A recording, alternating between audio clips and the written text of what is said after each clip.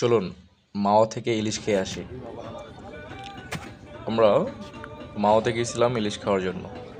তো চলুন আজকে দেখা যাক সেই যাত্রাপথে আমাদের সাথে কী কী হয়েছিল এবং আমরা কীভাবে এনজয় করেছি এবং আমরা কীভাবে খুব ভালোভাবে সেফভাবে আবার বাসায় ফিরেছি।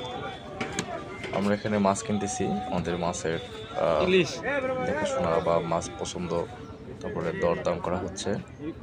আমাদের সাথে ছিল মোট 10 জন। আমাদের অফিসের বড় বড় সিনিয়র স্যাররা ছিল, কলিগ ছিল, সবাই মিলে আমরা হুট করে প্ল্যান করলাম আমরা মাওয়াতে যাব এবং মাওয়াতে গিয়ে আমরা ইলিশ খাবো। এই যে আমাদের আসেন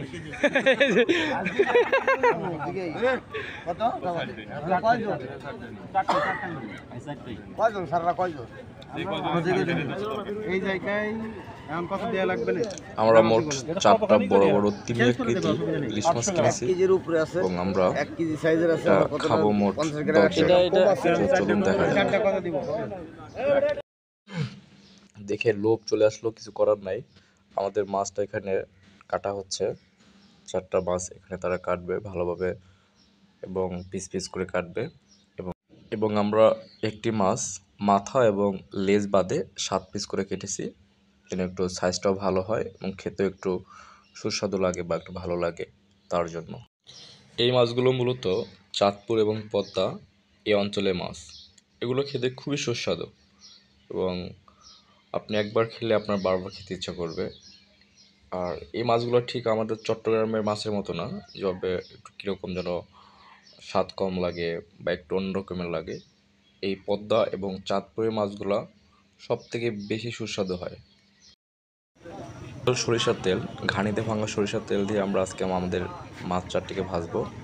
এখানে এর আগে মিক্স করে নেওয়া হচ্ছে বিভিন্ন মশলা, তারপরে এক এক করে গরম তাওয়ার ভিতরে মাছ ছেড়ে দেওয়া হচ্ছে এবং যারা এখানে ভাজি করে তারাও খুব দক্ষ।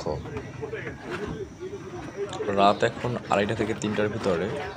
এই সময়ে এই ইলিশ মাছ ভাজার যেটা ঘ্রাণ, এটা আসলে আমি আপনাকে বলে বোঝাতে পারবো না, এটা আসলে ফিল করা যায়।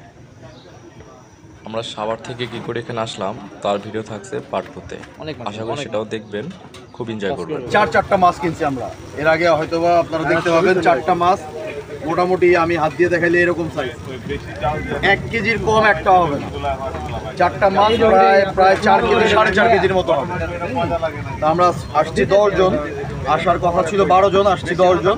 এই যে দেখেন এক একজনের ভাগে আমরা 4 পিস করে মাছ, ভর্তা থাকবে, বেগুন ভাজি থাকবে।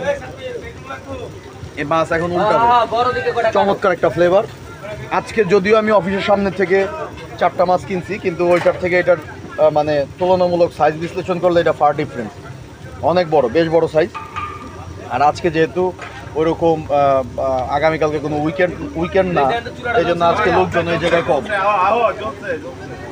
আগামীকালকে থেকে অলরেডি কিন্তু 60 দিনের জন্য মাছ ধরা বন্ধ। এখন ওনারাও যা আছে সেল করতেছে, ওনাদের কাছে অনেক স্টক আছে। আপনারা যদি চান পরিবার পরিজন নিয়ে, কলিগদের নিয়ে আসতে পারেন, এরকম আমাদের মতো এনজয় করতে পারেন। আর আরেকটা কথা, আমরা ভুলে চলে গেছিলাম 50 কিলো দূরে ভাঙাতে, ওইটা আমরা ভাঙাচোরা করে পরে আবার আসছি। আমাদের কাছে ছিল বড় বড় পাইলটরা আগে বোয়িং 747 চালাইতো, ওই পাইলটরা 100-115-তে টাইনা এই জায়গায় নিয়ে আসছে। এই যে আমাদের অভিজ্ঞ পাইলট, বলেন 30,000 ঘন্টা বিমান চালানোর অভিজ্ঞতা এই লোকের। 30 বোয়িং 747 চালাইছে। অতিরিক্ত বলে ফেলেছে আমার ছোট ভাই আকরাম ভাই। আর তারা পদ্মা সেতু মাওয়াতে আসছে ইলিশ খাওয়ার জন্য, সবাইকে আমার পক্ষ থেকে ধন্যবাদ। যেন আমরা নেক্সট টাইমে আবারও আসতে পারি, এর শুভকামনা সবার কাছে রইল। ধন্যবাদ।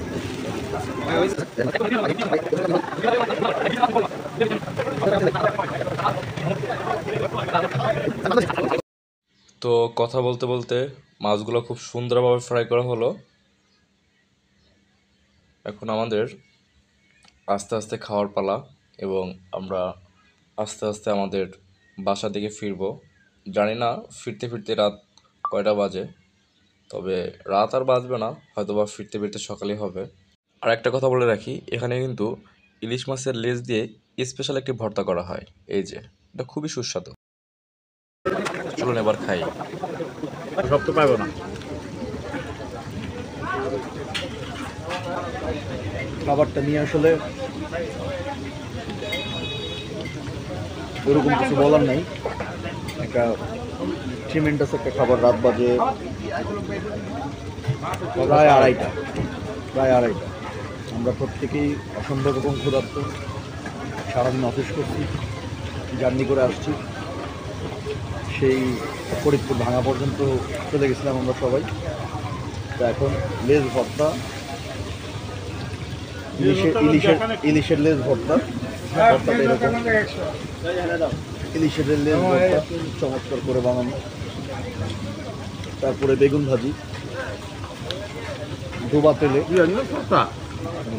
অনেক বেশি খাঁটি সরিষার তেল দিয়ে এরকম সাইজের ইলিশ। আমরা যেহেতু একটু বড় সাইজের ইলিশ কিনছি, মাশাআল্লাহ এরকম সাইজের ইলিশ পিস হচ্ছে আমাদের 3 পিস করে ইনশাআল্লাহ।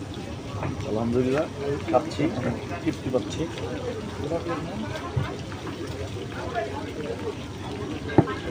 আর সাথে একটু ডাল আছে, তারপরে সালাদ আছে, সরিষার তেলে শুকনা মরিচ ভাজা।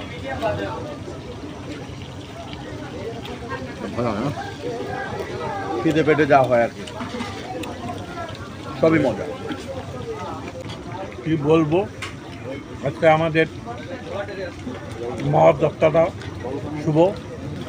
আমাদের সবাই যারা বন্ধু বান্ধব, ছোটো ভাই আসছি এবং খুব মজা করতেছি। আর যারা আসতে পারেন নাই তারা আফসোস করিয়েন না। আগামী দিনে আপনাদের জন্য আমাদের দরজা খোলা, আপনারা আমাদের সঙ্গে যোগাযোগ রাখতে পারেন। আসলেই এই মুহূর্তটা মানে না দেখলে মৌখিকভাবে বোঝানো যাবে না।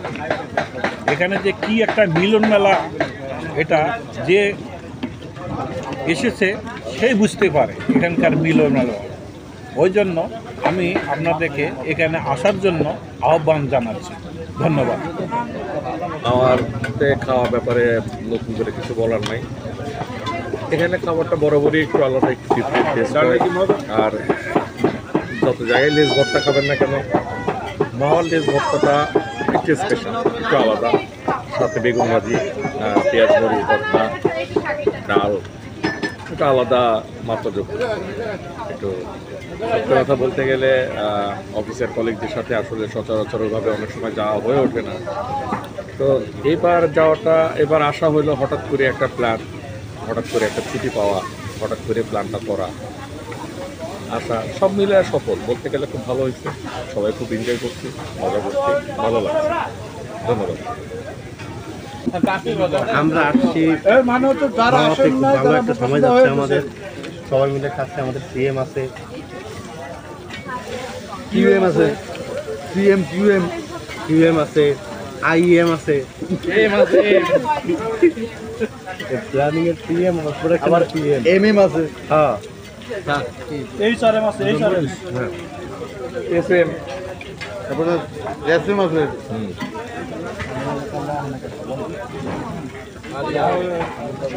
বর্ণের সবই আছে।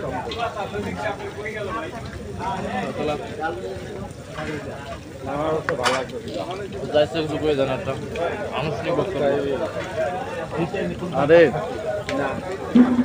এইচআরএম আছে, এটাও তো বলতে ভুলে গেলাম।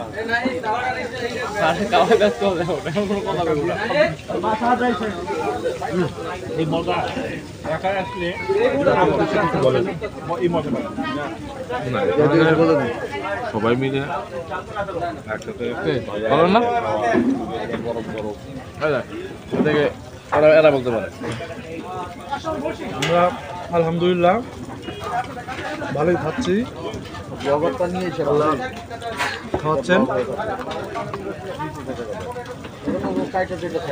হ্যাঁ, পর্যাপ্ত লবণ, তেল, পর্যাপ্ত ভাজি করা, খুবই সুন্দর হয়েছে।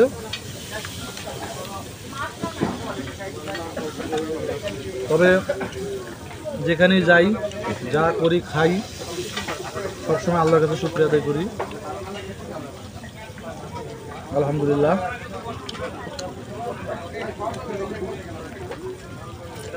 যারা এখনো মামাঘাটে এসে ইলিশ খাওয়ার অভিজ্ঞতা হয় নাই, তারা দেরি না করে সুযোগ পেলে চলে আসুন।